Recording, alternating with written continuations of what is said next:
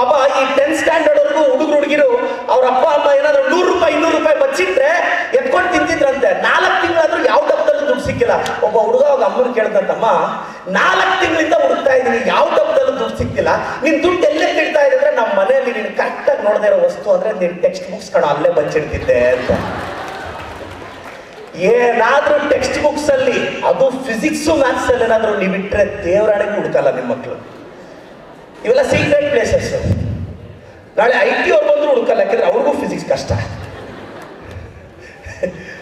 ಅವ್ರಿಗೂ ಕಷ್ಟ physics. General ಆಗಿ ಕೆಲವರು ನೋಡಿ, ಏನಾದರೂ ಮಾಡಿ ಭಯ ಬೀಳ್ಬೇಡಿ. ನಿಮಗೆ ಕಷ್ಟ ಅಂದ್ರೆ 4 ಕಲ್ಲು ಎಕ್ಸ್ಟ್ರಾ ಹಾಕಿ ತುಳಿದಾಕುತ್ತೆ ಸಮಾಜ. ಇಲ್ಲಿ ಸಿಂಪತಿಗೆಲ್ಲ ಜಾಗ ಇರಲ್ಲ. ಸರ್ವೈವಲ್ ಆಫ್ ದ ಫಿಟ್ಟೆಸ್ಟ್ ಅಲ್ಲ, ನಮ್ಮಂತವ್ರ ಫೀಲ್ಡ್ ಬಂದಿರೋದು ಸರ್ವೈವಲ್ ಫಾರ್ ದ ವೀಕೆಸ್ಟ್ಗೋಸ್ಕರ. Survival of the fittest capacity ಅವನ್ನೇ ಉಳ್ಕೊಂತಾನೆ. ಆದ್ರೆ ನೀವು ಒಳ್ಳೇದಾದ್ರೆ ನಾಳೆ ನಿಮ್ದೊಂದು ಫ್ಯಾಮಿಲಿ ಸೆಟ್ಲ್ ಆಗುತ್ತೆ, ಎಮರ್ಜ್ ಆಗುತ್ತೆ. ನಾನೊಬ್ಬ ಆವ್ರೇಜ್ ಅಕಾಡೆಮಿಕ್ ಹುಡುಗ, ಟ್ಯಾಲೆಂಟ್ ಇಲ್ಲ, ಹಾರ್ಡ್ ವರ್ಕ್ ಇಲ್ಲ, ಬ್ಯಾಕ್ ಗ್ರೌಂಡ್ ಇಲ್ಲ, ನಮ್ಮ ಅಪ್ಪ ಅಮ್ಮ ಆಗರ್ಭ ಶ್ರೀಮಂತರಲ್ಲ. ಬೆಂಗಳೂರಿಗೆ ಬಂದು ಒಂದು ಅಕಾಡೆಮಿ ಕಟ್ಟೆ ಮೋರ್ ದೆನ್ 500 ಜನಕ್ಕೆ ಕೆಲಸ ಕೊಟ್ಟಿದ್ದೀನಿ. 1 ತಿಂಗಳ ಮುಂಚೆ ಪಾಠ ಮಾಡ್ತಿದ್ದೆ, ಟಿಕೆಟ್ ಸಿಕ್ತು, ಓದೆ, ಧೈರ್ಯವಾಗಿ ಫಿಯರ್ಲೆಸ್ ಆಗಿ ಎಲೆಕ್ಷನ್ ನಿಂತ್ಕೊಂಡೆ, ಗೆದ್ದು ಬಿಟ್ಟೆ. ಎಲ್ಲ ಕಾರಣ ಆಗಿದ್ದು ನನ್ನ ಟ್ಯಾಲೆಂಟ್ ಅಲ್ಲ, ನಾವೆಲ್ಲ ಸೋಲಕ್ಕೆ ರೆಡಿ ಇದ್ವಿ, ಅದಕ್ಕೆ ಗೆದ್ವಿ. ಸೋಲಕ್ಕೆ ರೆಡಿ ಇರಬೇಕು. ನೀನು ಯಾವಾಗ ಸೋಲಕ್ಕೆ ರೆಡಿ ಇರ್ತೀಯೋ ಅವಾಗ ನಿನಗೆ ಭಯ ಬರಲ್ಲ. ಗೆಲ್ಲಬೇಕು ಅಂತ ಹೋದಾಗ 1000 ಭಯ ಬರುತ್ತೆ, ಅವಾಗ ಸೋತೋಗ್ತೀಯ ಮಗನೇ. ಅದಕ್ಕೆ ಸೋಲಕ್ಕೆ ರೆಡಿಯಾಗಿ ಹೇಳ್ತೀನಿ. ಹಂಗೆ ಅಂತ ಏನು ಸಾರ್ ಮತ್ತೆ ಫಿಲಾಸಫಿ, ಸೋಲಕ್ಕೆ ಏನಕ್ಕೆ ಓದಬೇಕು ಅಂತ ಏನ್ ಮಾಡ್ತೀಯ? ಭಯ ಬಿದ್ದು ನೀನು ದಿನಕ್ಕೆ 4 ಜನ ಮೋಟಿವೇಟ್ ಮಾಡಿ ಕುತ್ಕೋಬೇಕು. ಮಾರ್ಕ್ಸ್ ಕಡಿಮೆ ಬಂದ್ರೆ ಸಪ್ಪಗಾಗಿರ್ತೀಯ.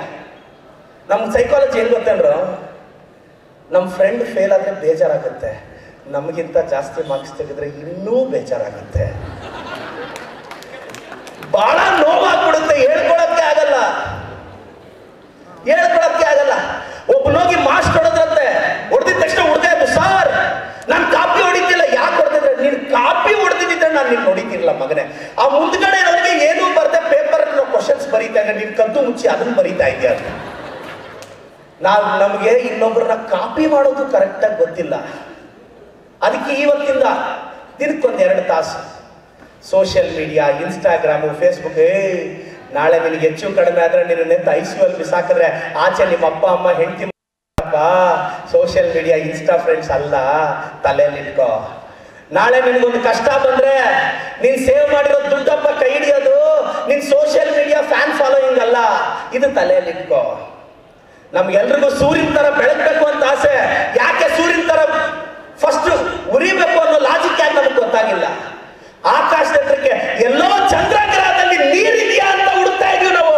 ನಮ್ಮ ಮನೆಯಲ್ಲಿರೋ ಕಣ್ಣೀರು ಸಾಕಾಗ್ತಿಲ್ಲ ನಮ್ಗಿನ್ನು. ಎಲ್ಲೋ ದೂರದ ಗ್ರಹದಲ್ಲಿ ಟೆಕ್ನಾಲಜಿನ ಲ್ಯಾಂಡ್ ಮಾಡ್ತಿದೀವಿ ನಾವು. ಯಾಕೋ ನಮ್ಮ ಮನೆಯಲ್ಲಿರೋ ಕಷ್ಟನ ಇವತ್ತಿಗೂ ಅರ್ಥ ಮಾಡ್ಕೊಂತಿಲ್ಲ ನಾವು. ಏನ್ ಮಾಡೋದು, ಲೈಫ್ ಅಷ್ಟೇ. ಬಹಳ ಜನಕ್ಕೆ ನಾನು ಇನ್ನೊಂದು ಎಕ್ಸಾಂಪಲ್ ಹೇಳ್ತೀನಿ. ಈ ಹುಡುಗರು ಮತ್ತೆ ಅಂಕಲ್ಸು ದೇವಸ್ಥಾನಕ್ಕೆ ಯಾಕೆ ಹೋಗ್ತಾರೆ ಗೊತ್ತಿಲ್ಲ ನಿಮ್ಗೆ.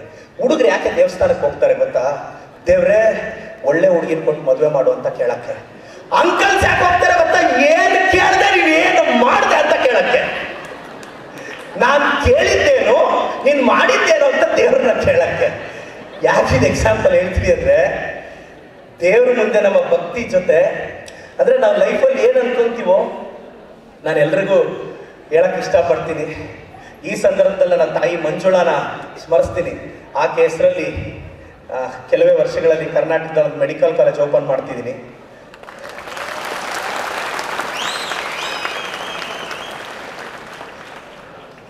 ಯಾಕಿದು ಮಾಮ್ಸ್ ಅಂತ?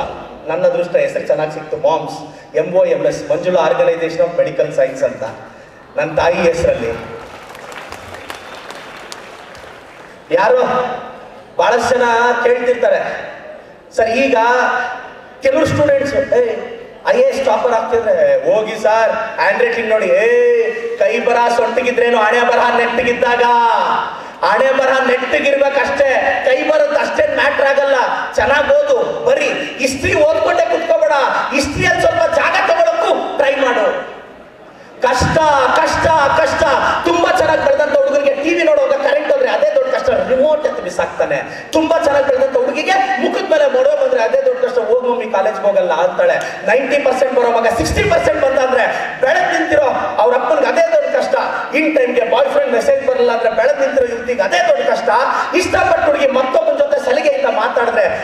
ನಿಂತಿರೋ ಹುಡುಗರಿಗೆ ಅದೇ ದೊಡ್ಡ ಕಷ್ಟ. ಮಗ ಒಂದ್ ಅರ್ಥ ಮಾಡ್ಕೋ, ತುಂಬಾ ಚೆನ್ನಾಗಿ ಬೆಳೆದಂತ ಹುಡುಗನಿಗೆ ಟಿವಿ ನೋಡುವಾಗ ಕರೆಂಟ್ ಹೋಯ್ತು ಅಂತ ರಿಮೋಟ್ ಎತ್ತು ಬಿಸಾಕ್ತಾರೆ ನೋಡಿ, ಅವ್ನು ಒಂದೇ ಒಂದ್ಸಲ ಕರೆಂಟ್ ಕಂಬ ಹತ್ತಿ ಶಾಕ್ ತಿಂದು ಸತ್ತೋಗಿರೋ ಲೈನ್ ಮ್ಯಾನ್ ಮಗನ ಕಷ್ಟ ತೋರಿಸಿ, ಮಗನೇ ಅವನದು ಕಷ್ಟ ನಿಂದಲ್ಲ ಅಂತ ಮುಖದ ಮೇಲೆ ಫ್ಲೋ ಕಂಟಿನ್ಯೂ ಮಾಡ್ಬಿಡ್ತೀವಿ. ಮತ್ತೆ ಕಟ್ಟಾದ್ರೆ ಫ್ಲೋ ಹೊರಟೋಗುತ್ತೆ. ಮುಖದ ಮೇಲೆ ಮೊಡವೆ ಬಂತು ಅಂತ ಬೇಜಾರು ಬೀಳೋ ಹುಡುಗಿಗೆ ಆಸಿಡ್ ಹಾಕ್ಸ್ಕೊಂಡು ಹಳ್ಳಿಗಳ ಕಡೆ ಆಸಿಡ್ ಹಾಕ್ಸ್ಕೊಂಡು 4 ಗೋಡೆಗಳ ಮಧ್ಯೆ ನರಳುತ್ತಿರೋ ನತದೃಷ್ಟ ಬದುಕು ತೋರಿಸಿ ಅವಳದಮ್ಮ ಕಷ್ಟ ನಿಂದಲ್ಲ ಅಂತ 90% ಬರೋ ಮಗ 60% ಬಂದಂತ ಬಾಯ್ ಪಡ್ಕೊಳ್ಳೋ ಅಪ್ಪನಿಗೆ ಮಾನಸಿಕ ಅಸ್ವಸ್ಥ ಹುಡುಗರ ತಂದೆಯ ಸಾರ ತೋರಿಸಿ ಸರ್ ಅವ್ರದ್ದು ಸರ್ ಕಷ್ಟ ಅಂತ. ಇನ್ ಟೈಮ್ಗೆ ಬಾಯ್ ಫ್ರೆಂಡ್ ಮೆಸೇಜ್ ಬರಲ್ಲ ಅಂತ ಬೇಜಾರು ಬೀಳೋ ಹುಡುಗಿಗೆ ಅಪ್ಪ ಅಮ್ಮನ ಕಳ್ಕೊಂಡು ತಂಗಳನ್ನ ತಿಂದು ಔಟ್ಡೇಟೆಡ್ ಬುಕ್ಸ್ ಓದಿ ರ್ಯಾಂಕ್ ಬರೋ ಸ್ಲಮ್ ಹುಡುಗಿಯ ಕತೆ ತೋರಿಸಿ ಇಷ್ಟಪಟ್ಟು ಹುಡುಗಿ ಮತ್ತೊಬ್ಬನ ಜೊತೆ ಸಲಿಗೆಯಿಂದ ಮಾತಾಡಿದ್ಲು ಅಂತಾನೆ ಡಿಪ್ರೆಸ್ ಆಗೋ ಹುಡುಗರಿಗೆ ಲೈಫಲ್ಲಿ ಎಲ್ಲಾ ಕಳ್ಕೊಂಡು ವಿಧಾನಸೌಧದಲ್ಲಿ ಕೂತಿರೋ ನನ್ನಂತವನ್ನು ತೋರಿಸ್ಬೇಕು.